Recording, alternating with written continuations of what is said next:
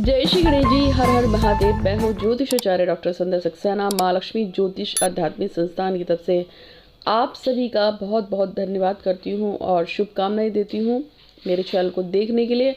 और शुभकामनाएं कि आपका जीवन स्वस्थ रहे, खुशहाल रहे।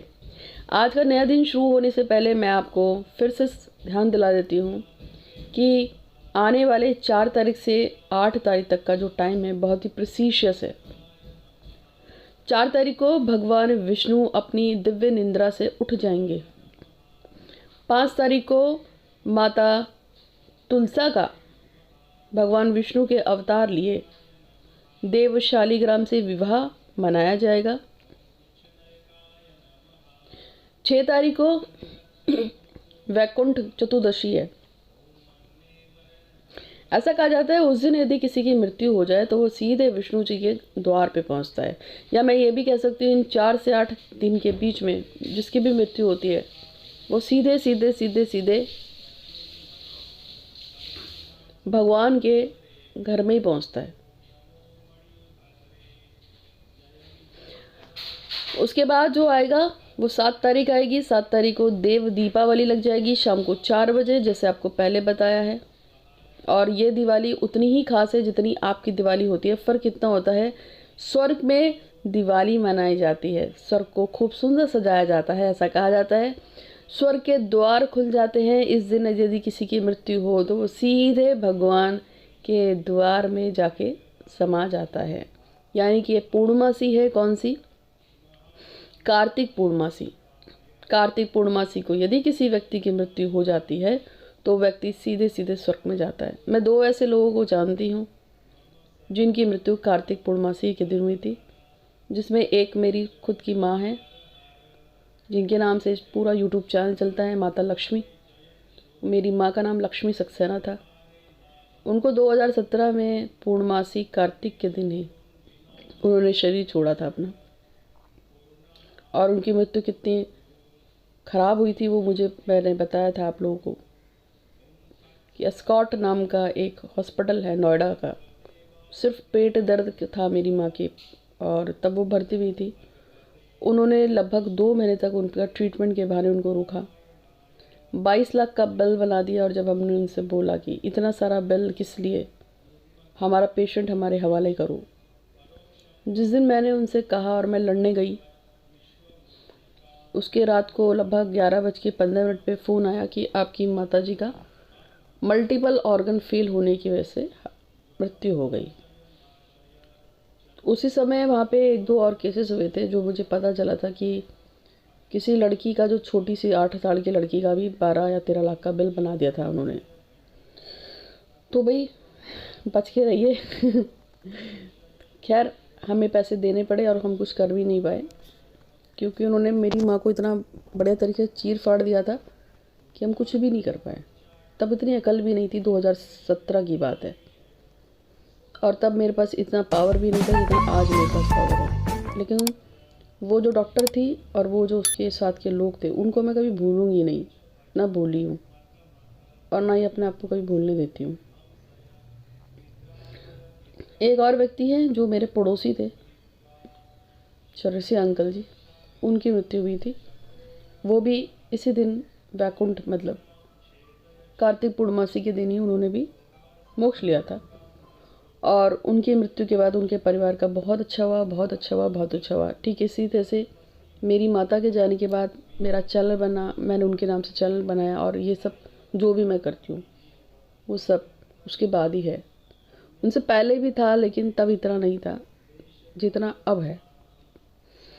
तो माता पिता आशीर्वाद देते हैं। और इसके साथ साथ मैं आपको बता रही हूँ, जिस देव दीपावली है तो सारा जो है सस्ता है, पूरा स्वर्ग सस्ता है। दिए लगते हैं आपको भी कम से कम 5, 11, 21, 35, 40 जितने आप दिए लगा सकते हो, 51 आपको लगानी चाहिए। लाइट लगाओ, दिए जलाओ, मोमबत्ती जलाओ। उस दिन मंदिरों में जाके मोमबत्ती जरूर लगाना क्योंकि ये देव दीपावली है, यानी कि भगवान के घर की दिवाली है। तो मंदिरों में दीप प्रज्वलित करना, ये भी कर सकते हो, बहुत सारी चीज़ें कर सकते हो। और आज तुलसी माता को किस तरीके से प्रसन्न करके आप कुछ उपाय कर सकते हैं, या दीपक के कुछ उपाय बताऊंगी जिसको आप कर लोगे तो इससे आपको फ़ायदा होगा।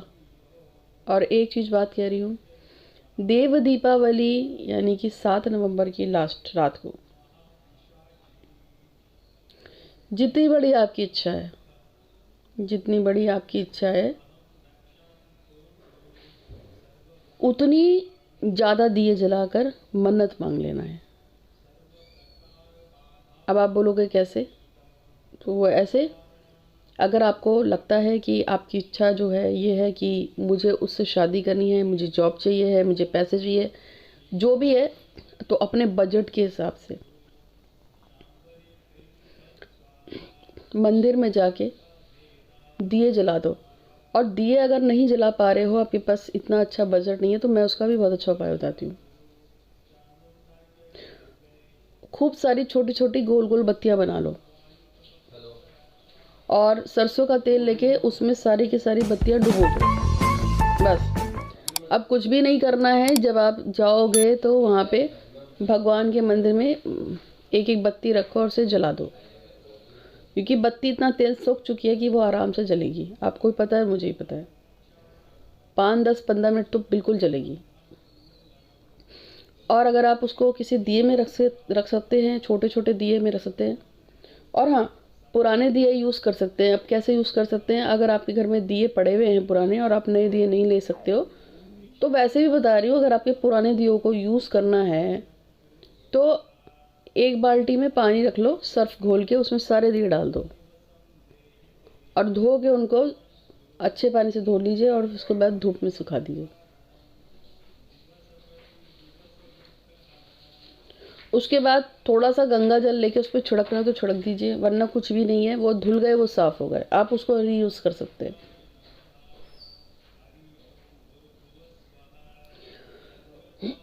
एक और बात बता रही हूँ कि दिए का एक और प्रयोग बता रही हूँ। अगर आपके वहाँ दिए जो हैं पड़े हुए हैं बहुत सारे और दिवाली के दिए हैं, तो उसको तो फेंकना ही नहीं चाहिए यार, क्योंकि आपने पूरी 5 दिन उस पर पूजा की है दिए पे। वो दिया तो सिद्ध हो गया ना। धनतेरस पे पूजा, छोटी दिवाली पे पूजा, बड़ी दिवाली पे पूजा। मैंने देखा है लोग क्या करते हैं, अपने घर के सारे दिए उठा के डस्टबिन में कर देते हैं। मैं नहीं करती हूँ। मेरे जितने भी दिए मैंने पूजा पाठ में लगाए थे, वो सारे दिए इकट्ठे करके बस एक बार उसको मैंने, क्योंकि वो थोड़े से गंदे हो जाते हैं, बस उनको थोड़ा सा मैंने पानी से धो के साफ़ कर लेना है। और ये काम करने के लिए कोई मेड नहीं आएगी, ये काम मैं खुद ही करती हूँ। मेरे घर में चाहे कितने भी काम करने वाले हों, लेकिन पूजा पाठ का और जितना अंदर का काम होता है वो मैं अपने हाथ से करती हूँ। मेरा जो पूजा का स्पेस है जो मैंने अपना बना रखा है, उसमें बाहर के लोगों को एंट्री नहीं है। मेरे पंडित जी भी तभी एंटर करते हैं जब कोई काम होगा, वरना वो भी नहीं आते। वो है ही ऐसा जगह पे बनाया मैंने कि आप उस पर सीधे घुस ही नहीं सकते। पहले तो आपको रास्ता ही नहीं मिलेगा कि मेरी पूजा रखी कहाँ है मेरे घर में। फिर वो बहुत ही एक मतलब अलग से स्थान है उसका, कोई मैंने गेट ही नहीं दे रखा है अपने घर में अंदर घुसने के लिए। उसका एक सीक्रेट दरवाज़ा है जो सिर्फ मुझे पता है, मेरे घर वालों को पता है, हम उसी से अंदर जाते हैं, बाहर आते हैं। ऐसा है, क्योंकि मेरी पूजा जो है वो मेरी बहुत ही स्पेशल पूजा है और मैं उसमें बाहर के लोगों का या अन्य लोगों का उसमें एंट्री नहीं दे सकती हूँ। कभी कभी रूही जाती है उसमें, जब सामान शुद्ध होता है तो निकाल के लाती है, जब मैं उसे बोलती हूँ उठा के लिया, इसको ये सामान जाना है तब। तो मैं आपसे जो कह रही थी, मैं आपको ये बता रही थी कि पुराने दियों को आप ऐसे यूज़ भी कर सकते हो और वो तो सिद्ध है, उनको यूज़ करने में कोई दिक्कत नहीं है। एक मैंने आपको बताया कि मन्नत बोल के दिए जो हैं जितने ज़्यादा आप जला सकते हो उतने दिए जलाइए, आपका काम बनेगा। और एक और बात मैं आपको बता रही हूँ दिए से रिलेटेड, 4 तारीख से लेके 8 तारीख के बीच में मन्नत बोलकर कम से कम नहीं तो 108 दिए माता तुलसी के नीचे सजा दीजिए। अब आप कहोगे कैसे सजेंगे, तो पहले जैसे आप अपना नाम, जाति, गोत्र सब बोल दो। अपना नाम, जाति, गोत्र सब बोल के, और उसके बाद आपने एक दिया उठाना है। उस दिए पे आपको सिर्फ जो है क्या करना है, अपनी मनोकामना बोलनी है कि भाई मेरा ये मनोकामना ही काम हो जाए। फिर दूसरा लिया उठाना है, उसको जला दो, उस पर मनोकामना करो। ऐसे 108 दिए आपने 4 तारीख को जला दिए। 5 तारीख को वापस उन्हीं दियों को पानी से धोकर फिर 108 दिए जला दो। फिर 6 तारीख को, 7 तारीख को, 8 तारीख को मनोकामना जरूर बोल देना भाई तुम क्या चाहते हो, ठीक है। मनोकामना बोल के आप अपने 108 दिए जलाइए और आप देखेंगे इसका बहुत ज़बरदस्त कमाल का इसका रिजल्ट आएगा। लेकिन मैंने क्या बोला है कि जैसे एक दिया जलाओगे तो उसके तुरंत बाद आपको अपनी इच्छा बोलनी है। मैं इसको बता देती हूँ कैसे करेंगे। जैसे मैंने एक दिया जलाया और उसके बाद बोल दूँगी कि मेरे पास एक बहुत बड़ा घर है। फिर एक दिया जलाया, मेरे पास एक बहुत बड़ा घर है, लेकिन साथ में ये लगाना गणेश जी आपका धन्यवाद, मेरे पास एक बहुत बड़ा अच्छा घर है। इस तरीके से आप हर एक, गणेश जी धन्यवाद मेरी शादी से हो गई है, गणेश जी धन्यवाद मेरा ये काम हो गया। तो इस तरह से 4 तारीख से 8 तारीख के बीच में आपको 108 दिए लगाकर 108 बार अपनी मनोकामना बोलो। उसके बाद ये जो 108 दिए हैं इनको फेंक मत देना, इसको संभाल के रखना, इसको संभाल के रखो। और ये नहीं है कि आपको उसके लिए नए दिए ही खरीद के लाने हैं। दिवाली के दिए बचे हैं तो पानी से धो धा के यूज़ कर सकते हैं। और मैं तो कह रही हूँ कहीं और से आपको किसी फ्रेंड के घर से मिल जाए, क्योंकि देखो मेरा वीडियो यूट्यूब पे पूरी दुनिया देखती है। बहुत बार बहुत लोगों के पास चीज़ें होती हैं, पर बहुत सारे लोगों के पास चीज़ें नहीं भी होती हैं। मैं ऐसे बहुत से लोगों को जानती हूँ जिनके पास नहीं है। अभी वो क्या करेंगे? मेरे को बहुत यूट्यूब मैसेज आते हैं, व्हाट्सअप करते हैं कि दीदी पैसे नहीं है लेकिन काम करना है, दीदी पैसे नहीं है काम करना है। तो ये ऐसे लोग भी इस वीडियो को देख रहे होंगे। अब तुम्हारे पास पैसे नहीं है, दिया तो मुझे लगता है 10 रुपये के 12 या 10 आते हैं ऐसे। अब आपका 100-200 रुपये का खर्चा है। अगर सच में आपके पास पैसे नहीं है तो मैंने आपसे पहले कहा कि घर के यूज़ कर सकते हैं, पड़ोस वाली आंटी से मांग भी सकते हैं, लेकिन उसको धो लेना। अब मैंने पहले ही बोला कि आपको सबसे पहले दिमाग में ये रखना है कि दिवाली पे जिसके घर में जितने भी दिए जले वो सब सिद्ध हो गए हैं, क्योंकि दिवाली की रात क्या थी, अमावस की रात थी ना, फिर ग्रहण भी पड़ गया था। तो ये तो और भी अच्छे दिए हैं, इसको फेंकते क्यों है, मुझे तो आज तक समझ में नहीं आया। मेरे पास हर दिवाली के जो दिए हम बेसिकली मेन जो जलाते हैं, छोटे बड़े फूट जाते हैं, मैं तो रखती हूँ संभल के, पूरे साल उसी में पूजा पाठ चलती है, क्योंकि वो तो सिद्ध दिए हो गए ना, उसको क्यों फेंकना है। तो मनोकामना बोल के इस तरह से कर लेना। एक चीज़ बता दी, 3 उपाय बताए मैंने आपको दिवाली के इसके। और एक और काम कर लेना कि 4 तारीख से 8 तारीख के बीच में तुलसी माता के नीचे दिया जलाना मत भूलना। 5 तारीख को तुलसी विवाह है, आपको ये भी पता है। उस दिन माता तुलसी के नीचे दिया जलाना और थोड़ा सा धूप दीप अगरबत्ती, एक चुन्नी चढ़ा देना साथ में। क्यों? क्योंकि तुलसी जी का विवाह है ना, इसलिए। आगे कुछ और उपाय बताऊंगी, लेकिन उससे पहले आपको बता देती हूँ कि मेरे पास मैसेज पढ़ने के लिए आए हैं। 3 मैसेज आए हैं, वो पढ़ देती हूँ। मनोकामना पढ़ने से पहले मैं आपको फिर से बताऊंगी कि मेरे यूट्यूब में, मेरे कमेंट बॉक्स में बहुत सारे माताएं पिताएं अपना प्रचार करते हैं।